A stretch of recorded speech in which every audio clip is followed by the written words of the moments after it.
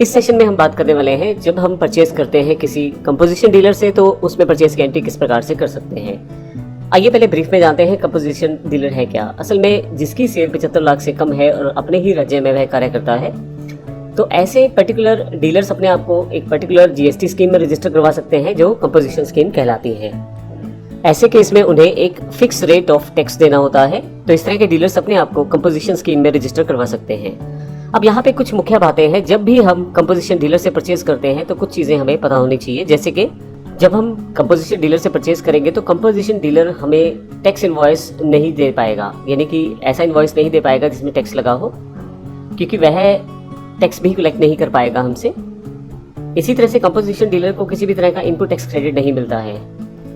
और यदि हम कंपोजिशन डीलर से परचेज करते हैं तो हमें ऐसी परचेज पे किसी तरह का इनपुट टैक्स क्रेडिट नहीं मिल पाता है। तो इस तरह यदि हम कंपोजिशन डीलर से परचेज करते हैं तो इन सब बातों का हमें ध्यान रखना होता है। तो आइए देखते हैं हमें किस प्रकार से कंपोजिशन डीलर से रिलेटेड एंट्रीज को अपने अकाउंट्स में करना होता है। सबसे पहले मैंने यहाँ एग्जांपल के लिए 3 अकाउंट्स क्रिएट कर लिए हैं। परचेज रिकॉर्ड करने के लिए इंटरेस्टेड परचेज अकाउंट पहले से ही बना रखा है, फिर भी हम देखेंगे किस प्रकार से इसे बना सकते हैं। कॉमटेक कंपोजिशन डीलर है हमारा, हरियाणा के अंतर्गत ही स्थित है और हमारा सन्ड्री क्रेडिटर्स रहेगा क्योंकि हमें इससे परचेज करना है और हमें जो इसे परचेज करना है वह HP लैपटॉप परचेज करना है। अब यहाँ पे हमारे पास पहले अकाउंट्स बनाने हैं, तो अकाउंट्स इन्फो पे आ जाता हूँ। यहाँ से लेजर्स, मैं अल्ट्रा से आपको दिखा रहा हूँ, आपको क्रिएट से लेजर्स बनाने पड़ेंगे जब आप एंट्री करना चाहते हैं। तो इसके लिए मैंने कॉमटेक कंपोजिशन डीलर का अकाउंट यानी कि लेजर क्रिएट किया है। मैं एंटर करके दिखा देता हूँ आपको। सन्ड्री क्रेडिटर्स के अंतर्गत है और यह है इंडिया हरियाणा का डीलर है।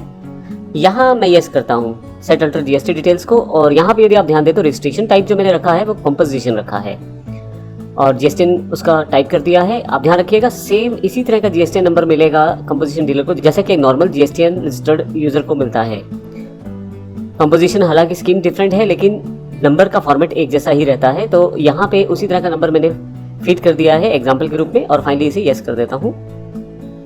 इसी तरह से परचेज इंटरेस्ट रेट मैंने बनाया है क्योंकि ये हरियाणा का डीलर है तो इंटरेस्ट रेट परचेज में रिकॉर्ड करूंगा। तो परचेज अकाउंट्स एप्लीकेबल है और फाइनली गुड्स के ऊपर, और इसे मैं यस कर देता हूँ। मैं HP लैपटॉप इससे परचेज करना चाहता हूँ, तो उसके लिए मैंने इन्वेंट्री इन्फो पे एक स्टॉक आइटम क्रिएट किया हुआ है HP लैपटॉप के नाम से, और यूनिट है यहाँ पीसीस, GST एप्लीकेबल आप लिख सकते हैं यहाँ पे, और टाइप ऑफ सप्लाई जो गुड्स की है क्योंकि हमें लैपटॉप परचेज करना है। फाइनली इसे यस कर लेता हूँ। तो 3 अकाउंट मैंने यहाँ पे क्रिएट कर दिए हैं। फाइनली इसकी एंट्री के लिए मैं डिस्प्ले पे आ जाता हूँ। डिस्प्ले में डे बुक में मैंने पहले से इसकी एंट्री कर रखी है। ऑल्ट F2 के साथ मैं पहले डेट चेंज कर लेता हूँ इसकी, ताकि सभी एंट्रीज आपको दिखा सकूँ यहाँ पे। अब यहाँ पे जो डीलर है मेरा वो कॉमटेक कंपोजिशन डीलर है, तो इसकी एंट्री मैंने यहाँ पे की हुई है। एंटर करता हूँ। सबसे पहले मुझे यहाँ पे सप्लायर इनवॉइस नंबर जो नॉर्मली हम लोग सभी इनवॉइसेज में या परचेज के बिल्स में देने वाले हैं, डेट, पार्टी का नाम, कॉमटेक कंपोजिशन डीलर है, यहाँ से मैंने सेलेक्ट कर लिया है। इन्फॉर्मेशन पहले से फिल कर चुका हूँ।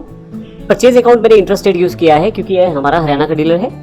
HP लैपटॉप 2 पीस परचेज किए हैं 10,000 रुपये प्रति लैपटॉप के हिसाब से, और 20,000 रुपये टोटल अमाउंट यहाँ पे शो की गई है। फाइनली इसे मैं यस कर लेता हूँ। अब यदि आप देखें एस्केप करके यहाँ पे, यदि मैं स्टैट्यूटरी रिपोर्ट्स डिस्प्ले में आ जाए पहले और फिर यहाँ से स्टैट्यूटरी रिपोर्ट्स पे अगर आप आए GST में, GSTR 2 क्योंकि परचेज है, तो यहाँ पे यदि आप देखें रिलेटेड इनवॉइसेज में URD परचेज के नीचे बिल्कुल कंपोजिशन डीलर का परचेज एक अलग से डिफाइन किया हुआ है। अब यदि मैं इसे एंटर करूं तो आप देख सकते हैं कि जो परचेज है वह यहाँ दिखाई गई है टैक्सेबल वैल्यू के साथ और इनवॉइस अमाउंट के साथ टोटल। तो इस तरह से आप कंपोजिशन डीलर की एंट्री कर सकते हैं अपने अकाउंट्स में और उसे फाइनली अपनी रिटर्न्स में भी शामिल कर सकते हैं। मैं आपको बार बार ये GSTR 1 और 2 इसलिए दिखा रहा हूँ ताकि जब हम रिटर्न्स की बात करेंगे तो आपको ये सब चीज़ें बड़ी आसानी से क्लियर हो जाएंगी और हम वहाँ इनकी एंट्रीज को कर पाएंगे। नेक्स्ट सेगमेंट में हम बात करने वाले हैं जब हम डायरेक्ट किसी कस्टमर या कंज्यूमर को अपना माल बेचते हैं तो उस केस में एंट्री किस प्रकार की जा सकती है। यदि वह इंटरस्टेट और बड़ी अमाउंट का बिल है तो उसकी एंट्री किस प्रकार होगी और बाकी सब बिल्स की एंट्री किस प्रकार होगी, इसको हम अगले सेशन में देखने वाले हैं। धन्यवाद।